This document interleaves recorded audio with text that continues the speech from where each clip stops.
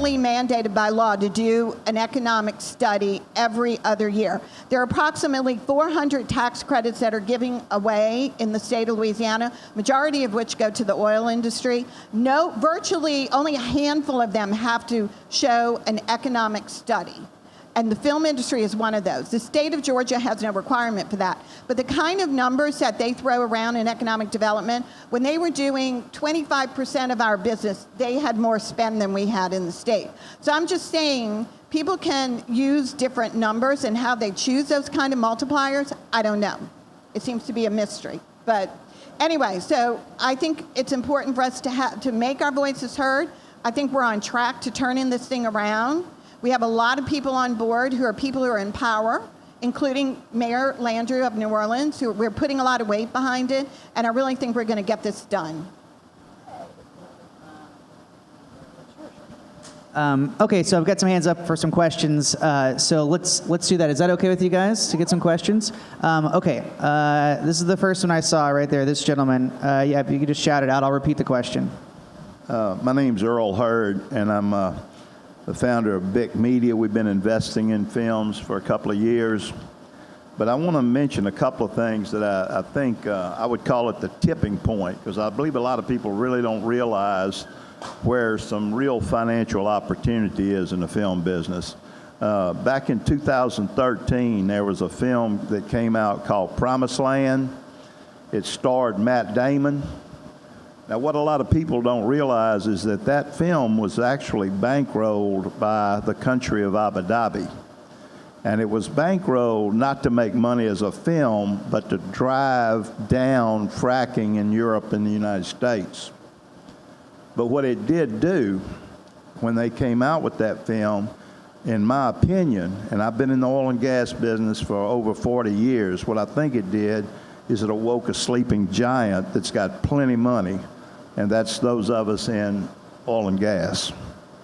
Now, so they've started investing in films, not just films like Frack Nation, which I've done screenings for, but if you look behind, in my opinion, Troy Duhan, for example, he's right here in Louisiana. He's the one that bankrolled God's Not Dead, Cage No More. And a lot of people really don't understand this, but the Thompson family that owns Cross Creek, they got a $300 million film fund. They bankrolled The Black Swan, the Whitey Bulger movie. I think the money is going to come from people in the energy business that have an agenda, but also a lot of them are like me. They can afford to do it. It's faith and family-friendly films, and I'd welcome any comments about that. But my challenge that I find is the biggest. I don't think I have problems. I like to think of them as challenges. But one of the challenges that I find in the film industry is that there's just not the networking that there is in the oil and gas business. And I think, I tell people all the time, if the world would come to the end tomorrow, you can move to Louisiana and still have 5 years to live, because we're behind the times. But the simple fact is, we've got to act like that to sell to the Texans, because they got all the money. And I believe that if we get to really networking and reach out to our own people, like God's Not Dead, they're not Troy Duhan's not shooting in Louisiana, neither is Cross Creek. But I think if we reach out and we network more like in the organization you're talking about, that's where I think we can grow the industry.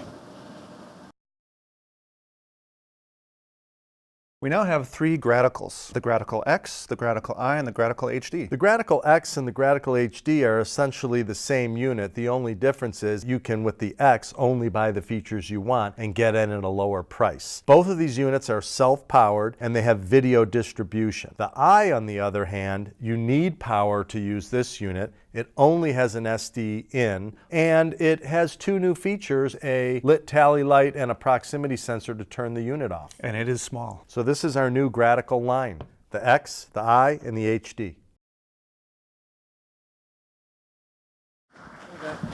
Any comments here from the panel? Well, sir, I just can't say how much I applaud what you're saying, because that's exactly how we feel. And I know that especially what we're talking about in Louisiana is to get people to support the indigenous filmmakers. And there's a lot, you've got a woman right behind you that just did an amazing documentary on the sinkholes here in Louisiana. That's Victoria Green. And I think that what we do want is that we cross-pollinate. We would like the oil and gas business or any business to support our indigenous filmmakers. We just have to, as a community, define what that is. Is that somebody that's been here a year? Is it somebody who's been here 10 years? It doesn't really matter. We can, as a community, decide that. But what we need is for the big companies that you name to not also continue being enamored with only the big tent-pole pictures. They've got to care about the little filmmakers. Now there's criterias. There's a business here. It's not something, I do film finance and distribution. There's business. You can't just do it because somebody's blue eyes or because this, it's something that is in somebody's parish. You've got to do it because it's a business. And I think that the more and more we think about the business of film, people in the business will see a return of their money and want to do more. I think that what happens is that there's not enough vetting on the business side of projects, and so therefore it's considered basically just an art form.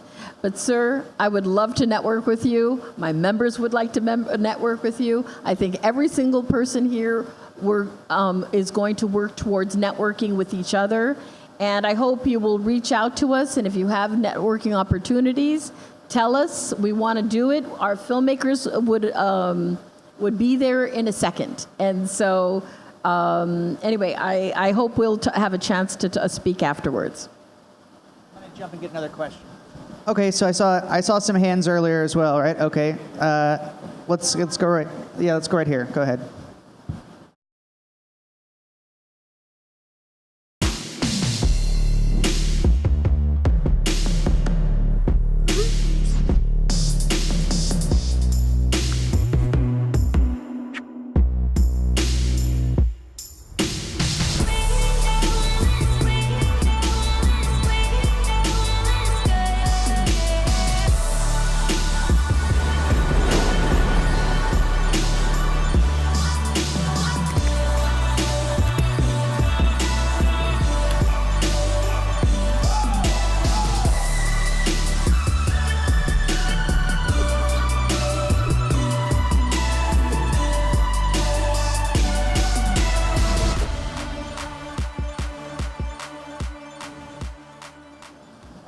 So my question is sort of splits the difference between what Earl was saying and Carol Morton on the tax credits. What I want to know is, I don't really know that much about the New Orleans Film Office because we've been working out of Baton Rouge to make The Art of the Chase.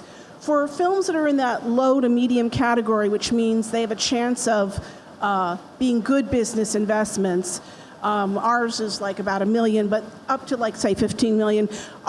Is there like an incentive, or can there be an incentive for corporations in the state that are interested in corporate sponsorships so that we can maybe do some matchmaking? So maybe you already have some companies on file that say, oh yes, we want to help with Louisiana film and also have some branding of our product. As they used to call it product placement, it's now called corporate sponsorship and branding on these films that are going to get national and international distribution and be made mainly by people from Louisiana. So is that something that we could come to your office and say, is there like a registry, or can there be a registry for people who want to do corporate sponsorships?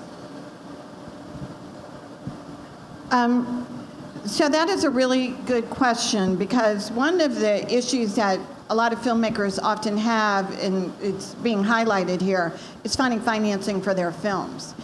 It's unlikely that the state would jump into that because they don't find financing or connect financing really for any industry overall. Now, it doesn't mean that they don't do economic development or they don't host an event where they might put you and a filmmaker and people who are financiers in the same room. It doesn't mean that I would not participate in trying to do something like that. But, you know, as a codified effort by the law, that's not something that would directly happen. But it's part of economic development. So there are efforts outside of the law in trying to create an economy around things that you're supporting in a law. So that's what economic development people do. They try to leverage whatever assets a state has, be it tax credits or programs or roads or building or infrastructure or a workforce, and they try to leverage that. So that is a really great discussion. I would say that that is a discussion that you could have with the Louisiana Film and Entertainment Association. If you bring it to them, all of their eyes are on the tax credits, but an idea of, could you sponsor an event like that? Could we make something like that part of a festival? Either this festival, could we, you know, sponsor something at the New Orleans Film Festival? It's something that maybe even my office could potentially sponsor. So I think there are opportunities for that. I don't think that it would be directly out of the office on, in terms of the film tax credit. You have lists of vendors, so you collect lists of store proprietors. Right. So we can create a list of financial companies that can be put online, either for the state. The tough thing with that is you would have to market that so people know you have it. So like, I think it's understood in the industry that there's a vendor list somewhere online. You could incorporate that. Actually, on our Film New Orleans website, we do have a place where we put a company that would do that, that would sell your tax credits, finance your tax credits, or finance films. But I will say it's probably underutilized because people don't necessarily go there. So when I say an event or something that could be part of a festival, it's a marketing opportunity. A lot of things are about marketing. And so, yes, the list can live there, but how many times do people go to the list? You can't always tell. People contact me, I give people contact information for that.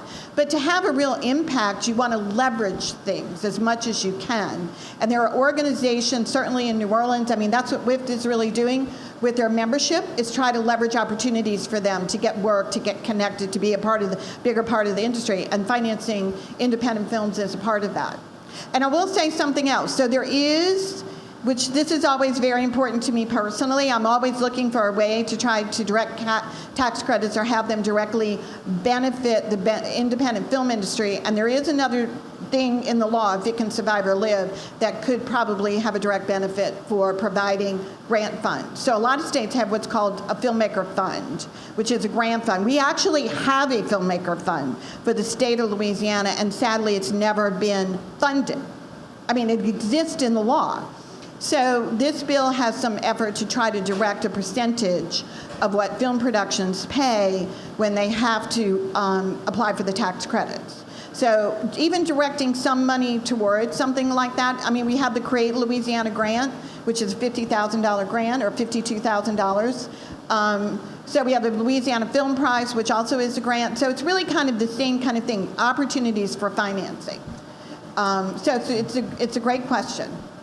We don't have just a Louisiana per se, but if you go on our website, LIFF Louisiana, and look at resources, there are thousands of grants that are listed there. It's on Rachel. It's on. It says resources, and a lot of them are geared towards women, but most of them aren't restricted to women. We're just letting our members know about them, and we're especially the ones that highlight women issues. But if you're a filmmaker, it is one of the best resources out there. So go on our website and see, look at the resources.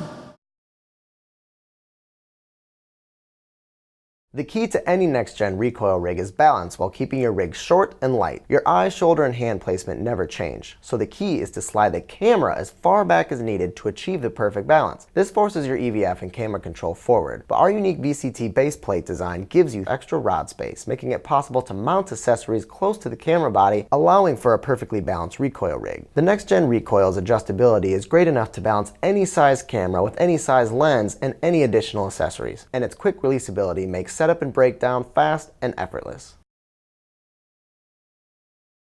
We just have a couple more minutes, so we're going to wrap up in a second. Yes, what's your question? This is a question and a comment, and I want to ask about the possibility. I know this is an economic subject, but the ripple effects not only involves economics, but it involves psychology, history, culture, geography, and the ripple effects are very enormous. It's not just the measure of money, you know. I know some people who saved lives, like people prevented suicide because of the movies, and houses. Not only build houses, but they build homes. People are going back to their family and all. Another way to do is shift to thinking. Instead of thinking vertically and seeing us as competitors to other industry, such as oil, healthcare, education, I want to look at it horizontally, where we benefit one another. Like, we help the healthcare, we help the education. Healthcare and education helps us. And if we could shift our thinking to see it that way, and that we all rise as a bar up. We benefit businesses, we benefit labor, working people. Everybody benefits in all the fields, and to see us as a team raising up the whole state. Thank you. That's Susie Labrie. She's a true asset of Louisiana. So thank you, Susie. I just want to get one more question in back here. Yeah. Thank you so much. Victoria Green, Forgotten Bayou is my documentary, and I'm currently working on another film called Breasts. And it's not a porn film. It is a film about women's issues, in particular breastfeeding mothers in the workplace and the discrimination that a woman faced and bullying when she chose to do that for her child. Number one, I want to applaud you. Earl, you mentioned networking. Women in film, I have to applaud at how far we've come. We do networking events for classes, as well as engaging other members of the community. This cross-referencing has just been wonderful, and we invite men. The New Orleans Film Office and Baton Rouge, too, bringing these festivals, have truly brought the indigenous filmmakers together, creating opportunities to learn and to engage the community. But my question, so I wanted to thank you all. My question in particular is for this Louisiana filmmakers, the Louisiana filmmakers like myself that may have budgets under $1 million and perhaps even under $300,000. I'm dealing with film credits right now with an audit. How is the state or LED or LFEA proposing making a little more user-friendly for the lower budgeted films? I don't think they are, actually. And so I find this really problematic. This is another thing that I think needs to be brought up to the legislature, is that we have film tax credits that people are eligible for for a budget as low as $50,000. Victoria knows that she's going through the process. It's a very high bar to get through the auditing process and to get yourself to the point where the state can sign off on issuing the tax credit. To the defense of the state, those requirements have become very stringent due to some examples of fraud. The program is actually, contrary to what you might read, but it's actually experienced a very small amount of fraud considering the size of the program and the years that we've had it. But some of the fraud has been significant in and of itself. There have been significant events of them. In the totality of it, not that big, but in the individual success that some people have had by defrauding the state. So the tax credit bar has become incredibly difficult. I can honestly say, this is shocking, but in the first years of the film industry in the state of Louisiana, we were paying out on total budgets of films So if they spent $10 million here or $10 million in LA, we still gave them all the tax credits. So I can name the films that happened with. Over the years, people said, oh my God, why are we paying tax credits when they're filming in Canada? So we have come a really long way from that. I can assure you that where we are in terms of combating fraud, we're probably like the best in the nation for film tax credits. We have learned our lessons very hard. The problem is that if you're going to offer somebody, an independent filmmaker, an opportunity to get the tax credits, they don't have the same money to pay production accountants to meet these very complex audits. I mean, it's just impossible. And so, if you're an independent filmmaker and you got a book and an Excel spreadsheet, sometimes it's just not enough, even though you honestly kept track of everything. So, Victoria knows the complexities of this. I think that there is something that can be done after we get through the legal process, and I am going to make a phone call next week to the state to kind of talk about how we might be able to help them to do that, because it is a concern. It's been a concern for me always. Yeah, help them. And they want to help you. It's not like they're going to say, oh my God, you're insane, we don't want to help those people. They do want to help you. But, making laws and government moves like sausage. It's like ugly, and it takes a long time, and people have want to do the right thing, and it's very difficult to get those things done. So I will though advocate as well as I can. And we're going to leave it right there. I'm sorry. Let's give it up for Carol, and Jerry.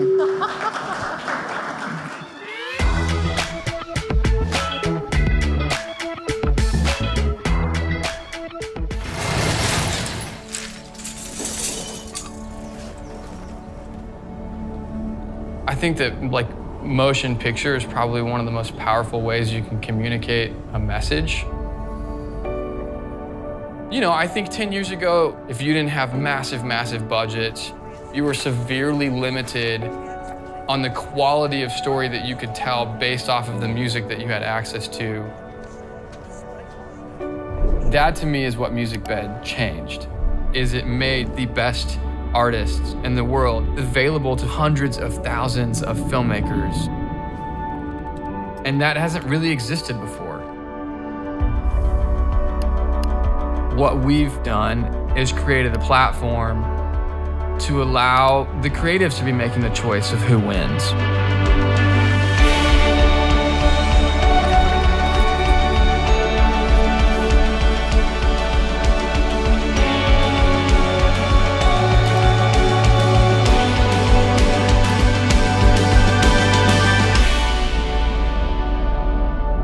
That's been one of the most fulfilling things for us, is watching hundreds of artists just almost begin to dream at another level.